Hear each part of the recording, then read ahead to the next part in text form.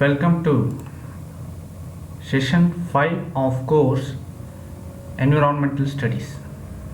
In the previous session, we have discussed types of biodiversity and values of biodiversity. Today, let us look into the other concepts related to biodiversity. What do you mean by hotspots of biodiversity? Hotspots are areas that are extremely rich in species and have high endemism and are under constant threat. If an area is rich in biodiversity and its flora and fauna are under a constant threat of overexploitation, it is called biodiversity hotspot. There are about 35 such hotspots in the world, mostly in the tropical forests. The biodiversity hotspots together cover just 1.4% of land and hold about 60% of the world's biodiversity. One third of known species of the world are endemic to these hotspots. A major reason why the hotspots are under great threat is that more than 1 billion poor people live near these areas. The rate of population growth in many of these areas is greater than the world average. The efforts have been made internationally to conserve these biodiversity hotspots. Very recently, in the month of May, in the year 2020, on 22nd, International Day for Biological Diversity was observed with a theme, Our Solutions Are in Nature.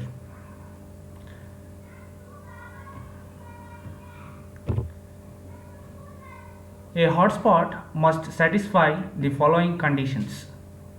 It must support 1500 endemic plant species and 0.5% of the global total. It also must have lost more than 70% of its original habitat. As I mentioned in the previous slide, there are about 35 hotspots in the world, and among them 4 are located in India. These areas are particularly rich in floral wealth and endemism, not only in flowering plants but also in reptiles, amphibians, swallow-tailed butterflies, and some mammals. What are the causes of biodiversity loss? The loss, degradation, and fragmentation of natural habitats, which includes deforestation and takeover of land for agriculture, industries, and human settlements.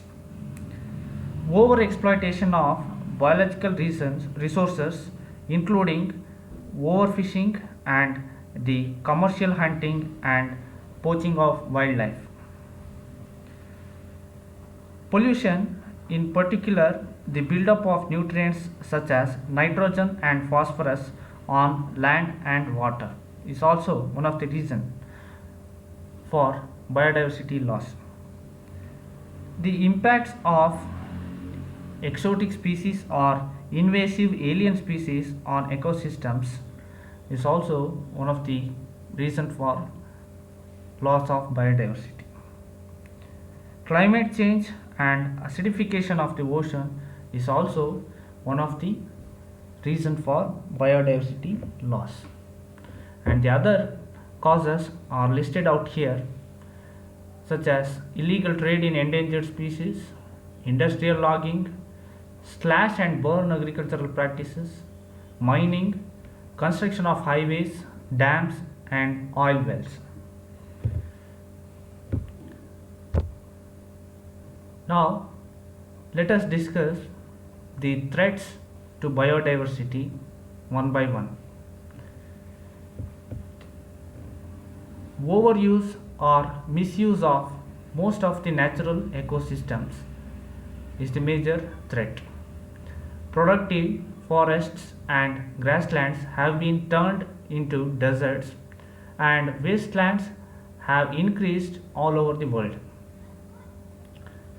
Mangroves have been cleared for fuelwood and prawn farming, which has led to a decrease in the habitat essential for breeding of marine fish. Wetlands have been drained to increase the agricultural land. The loss of wild habitats due to rapid human population growth and short term economic development are major contributors to the rapid global destruction of biodiversity.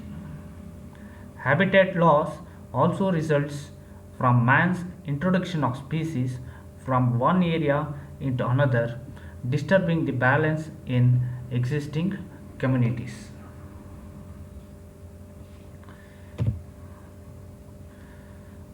Our natural forests are being deforested for timber and replanted using teak, sal, or other single species for their timber value. Foraging cattle or grazing cattle retard the regeneration of the forest as seedlings are constantly trampled.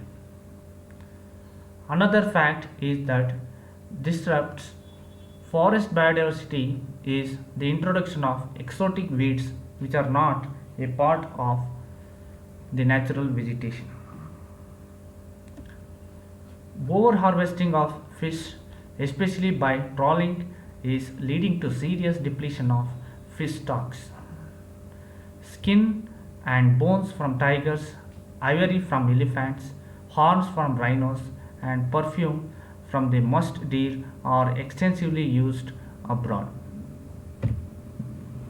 Corals and shells are also collected for export or sold. A variety of wild plants with real or at times dubious medicinal value are being over harvested. These are the threats to our biodiversity which are being observed these days.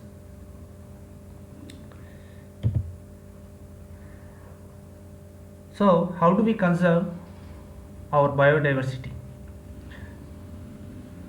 Biodiversity conservation is nothing but protection and management of biodiversity to obtain resources for sustainable development. The objectives of conservation of biodiversity are as follows: to preserve the diversity of species, sustainable stabilization of species and ecosystem, to maintain life supporting systems and essential ecological processes. In biodiversity conservation, we study how human activities affect the diversity of plants and animals and develop ways of protecting that diversity. Conservation ranges from protecting the population of a specific species to preserving entire ecosystems. There are two main types of conservation.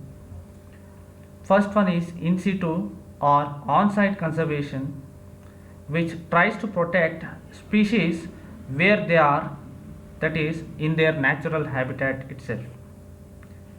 The other type, ex situ or off-site conservation, attempts to preserve and protect the species in a place away from their natural habitat. In general, in situ conservation is more cost effective. In many cases, the ex situ approach may be the only feasible one.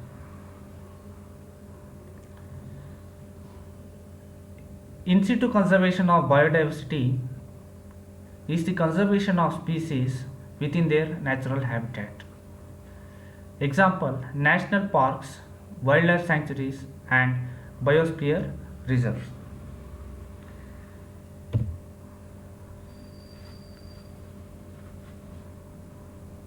What are national parks? These are small reserves maintained by the government. Its boundaries are well demarcated and human activities such as grazing, forestry, habitat, cultivation are prohibited. Examples, we have many national parks in our country, and two among them, for example, Kanha National Park, Bandipur National Park, Banerghatta National Park, etc. These are the national parks of India. In Karnataka, we have Anshi National Park, Bandipur National Park, Banerghatta National Park, Kudremukh National Park, and Rajiv Gandhi or Nagarhole National Park.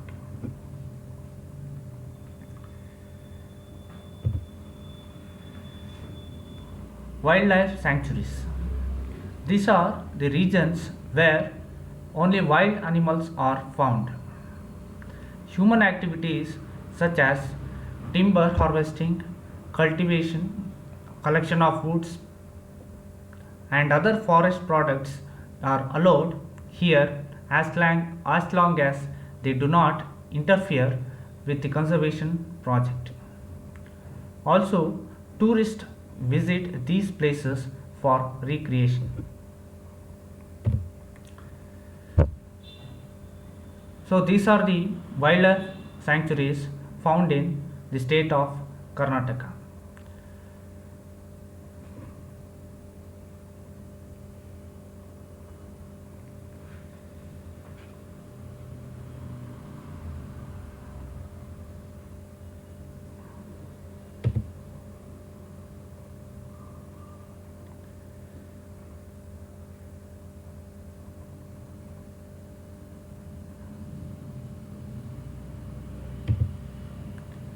What are biosphere reserves?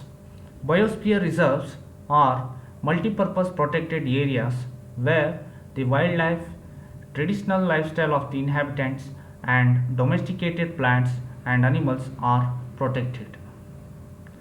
Tourist and research activities are permitted here. In the picture, we can see the Nilgiri Biosphere Reserve.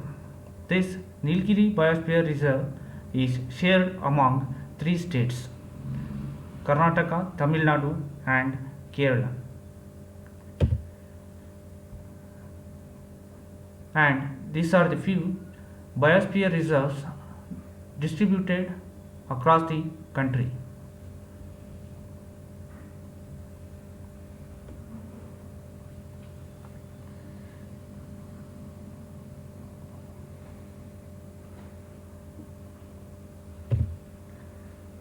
Then, what do you mean by ex situ conservation? Ex situ conservation of biodiversity involves the breeding and maintenance of endangered species in artificial ecosystems.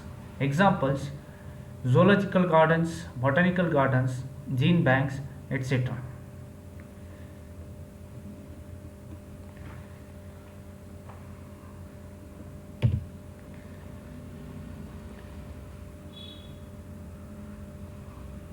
What is the role of zoos or zoological gardens in biodiversity conservation? Along with many other animals, zoological gardens preserve a few individuals of critically endangered species.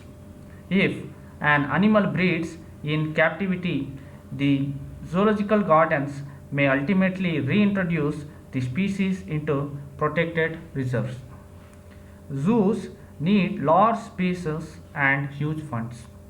Only a small percentage of endangered species can be protected in zoos. The public tends to support the saving of large or popular species like the tiger, elephant, and panda. There is not much interest in protecting smaller or less attractive species, even if they are known to be very important for the ecosystem. Then, what about botanical gardens? There are over 1600 botanical gardens in the world, holding 4 million plants. They cover about 80,000 species or 30% of all known species. The largest one is Kew Gardens in England, which has 25,000 species. Botanical gardens have a significant educational value for scientists and students. Likewise, the zoo, but likewise the zoos, botanical gardens also face the problems of funds and space. They increasingly focus on rare and endangered species.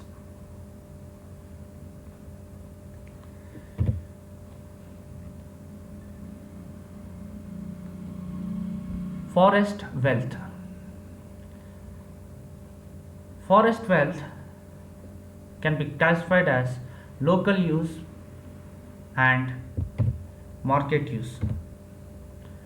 Consumption of forest produce by local people who collect it for subsistence.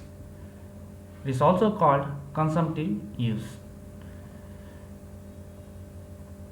Example: food, gathering plants, fishing, hunting from the forest, fodder for cattle, fuel wood, charcoal for cooking, heating. We extract wooden poles to build homes, especially in rural and wilderness areas. Also, we extract timber for household articles and construction activities. And also, we get fiber for weaving of baskets, ropes, nets, string, etc. And also for sericulture and apiculture, and we obtain medicinal plants from forest, traditionally used medicines, investigating them as potential source for new modern drugs. Then forest wealth as market use. Most of the products used for consumptive purposes are also sold as a source of income for supporting the livelihoods of forest dwelling people. Minor forest produce includes fuel wood, fruit, gum, fiber, etc., which are collected and sold in local markets as a source of income for forest dwellers. Major timber extraction for construction, industrial uses, paper pulp, etc. Timber extraction is done in India by the Forest Department, but illegal logging continues in many of the forests of India and the world. Now we have come to the last concept of Module 1, deforestation. Cutting of trees leads to adverse effects on the environment. So, what are the causes and effects of deforestation will be discussed now. Causes for deforestation will be like logging and mining, dams built for hydroelectric power or irrigation, timber extraction, and our dependence on fuel wood and grazing. Effects of deforestation are as follows: destruction of biodiversity, and deforestation leads to desertification in the over a period of time, and also deforestation leads to erosion of soil through running water, and also since there will be no transpiration from the leaves of trees, recycling of water will be reduced, and deforestation also leads to reduced carbon dioxide and nitrogen exchange. As we know, Trees consume carbon dioxide and nitrogen and gives out oxygen. So these are the adverse effects of deforestation on environment. So with this we will end up with module 1.